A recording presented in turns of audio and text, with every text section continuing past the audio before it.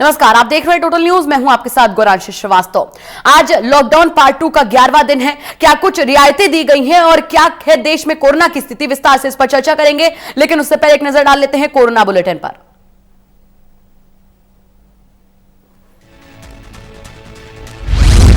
देश भर में कुल संक्रमितों की संख्या 24,506 हुई। अब तक 775 लोगों की मौत, 18,668 लोगों का चल रहा है इलाज, 5,063 लोग हुए ठीक। पिछले 24 घंटे में 57 कोरोना मरीजों की मौत। दिल्ली में क्वारंटाइन सेंटर भेजे गए सीआरपीएफ के 47 जवानों में से 9 जवान पॉजिटिव निकले हैं, जिससे हड़कंप मच गया है। 47 जवानों को नरेला के क्वारंटाइन सेंटर में भेजा गया।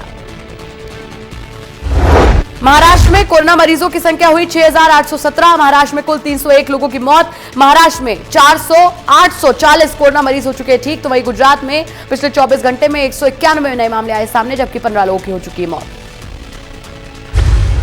4 और इंटर मिनिस्ट्रियल टीमों का गठन किया गया है। सूरत, अहमदाबाद, चेन्नई और हैदराबाद जाएंगी नई टीमें, हालातों का लेंगी जायजा।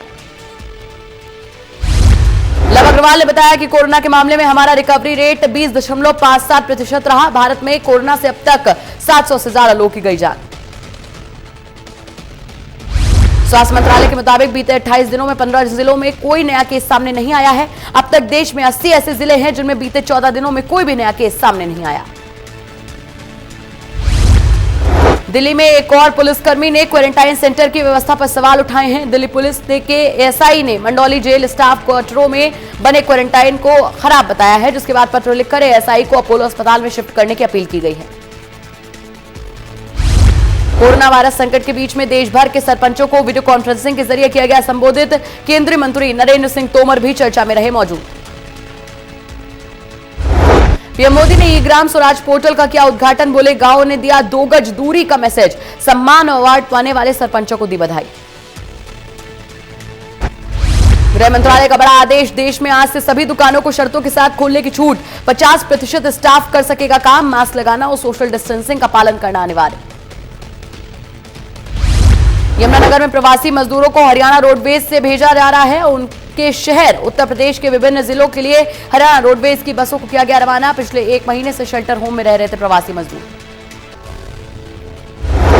दिल्ली के एलएनजेपी अस्पताल में कोरोना मरीज पर प्लाज्मा थेरेपी का प्रयोग सफल रहा। मुख्यमंत्री अरविंद केजरीवाल ने कहा कि जल्द ही दिल्ली सरकार केंद्र से दिल्ली के सभी गंभीर कोरोना पॉजिटिव मरीजों के लिए प्लाज्मा थेरेपी की अनुमति मांगेगी।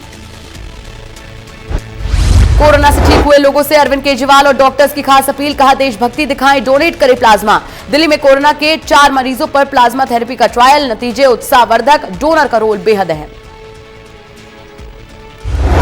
दिल्ली में कोरोना के कुल मामले बढ़कर 2,514 हुए। पिछले 24 घंटे में 138 नए मामले आए सामने। पिछले 24 घंटे में 49 लोग ठीक भी हो चुके हैं। अब तक कुल 857 मरीज हुए ठीक। कुल 53 लोगों की हो चुकी है मौत। दिल्ली में कंटेनमेंट एरिया की संख्या 92 हुई। दिल्ली में लगातार बढ़ रहे कंटेनमेंट एरिया। सबसे पहले 21 एरिया को कंटेनमेंट किया गया था घोषित। दिल्ली के बाबू जगजीवन राम अस्पताल कोरोना पॉजिटिव यहां पर मिले हैं। अस्पताल की डॉक्टर्स और स्टाफ को कोरोना पॉजिटिव पाया गया है। डॉक्टर समेत स्टाफ के 14 लोग कोरोना संक्रमित बताए जा रहे हैं। कोरोना संकट के समय पुलिसकर्मियों को दोहरी भूमिका निभानी पड़ रही है। मुसीबत में फंसे लोगों की भी मदद करनी पड़ रही है। तबीयत खराब होने पर गर्भवती महिला को पुलिस ने अस्पताल में भर्ती कराया, जहां महिला ने एक बच्चे को जन्म दिया। हरियाणा में मरीजों की संख्या बढ़कर 275 हो गई है। 186 लोग ठीक हो चुके हैं। वहीं अब एक्टिव केस 86 लोग ही बचे हैं। अब तक कुल 3 लोगों की मौत हो चुकी है। गुजरात के वडोदरा में कोरोना से ठीक हुए 40 मुस्लिम मरीज देंगे अपना प्लाज्मा। 100 कोरोना मरीजों का इलाज हो सकेगा। प्रयोग के तौर पर केंद्र से गुजरात को प्लाज्मा थेरेपी की अनुमति। दुनिया भर में कोरोना से 27,18,000 से ज्यादा लोग संक्रमित। 90,000 से ज्यादा लोगों की जा चुकी है जान। 7,45,000 से ज्यादा लोग हो चुके हैं ठीक।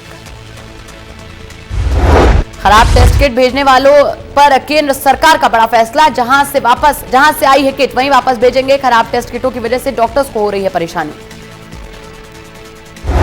भारत ने सख्त किए एफडीआई के नियम तो चीन ने दी मेडिकल सप्लाई बैन करने की धमकी। कहा है फैसला विश्व व्यापार संगठन के सिद्धांतों के खिलाफ। अमेरिका में 50,000 से ज्यादा मौतें, 8,50,000 के करीब लोग संक्रमित। ट्रंप ने इमिग्रेशन ऑर्डर पर किए हस्ताक्षर। अगले आदेश तक किसी के लिए भी अमेरिका जाना संभव नहीं।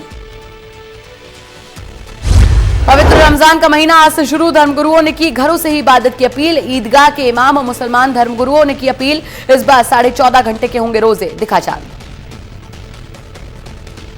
सरकार ने आजादपुर मंडी में लोगों में विश्वास पैदा करने के लिए कदम उठाने शुरू कर दिए हैं, जिसके तहत सरकार ने लोगों की थर्मो स्क्रीनिंग करवाई। तो वहीं मंडी में काम करने वाले इसे सरकार का माइंड वॉश बता रहे हैं।